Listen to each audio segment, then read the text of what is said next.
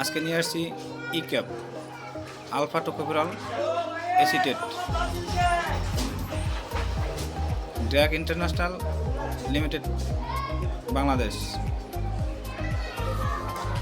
E-Cap সাধারণত দেহের antioxidant হিসেবে ব্যবহার করার জন্য পরামর্শ দেওয়া হয়। আলজাইমার রোগে ইক্যাপ ব্যবহারের নির্দেশ রয়েছে। কেমোথেরাপির কারণে রিউমাটয়েড আর্থ্রাইটিক ব্যথায় ইক্যাপ সাধারণত অত্যন্ত কার্যকর।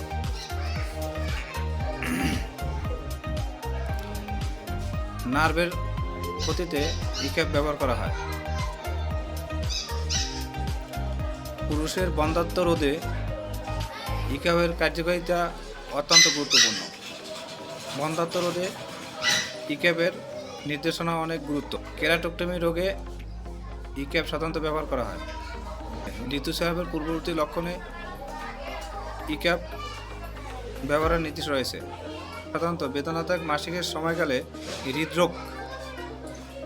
হৃদরোগে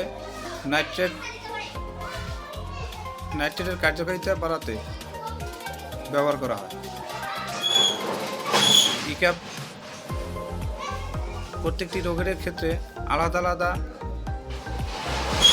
ব্যবহার বিধি রয়েছে। অবশ্যই চিকিৎসকের পরামর্শ নিয়ে সেবন করুন। ধন্যবাদ।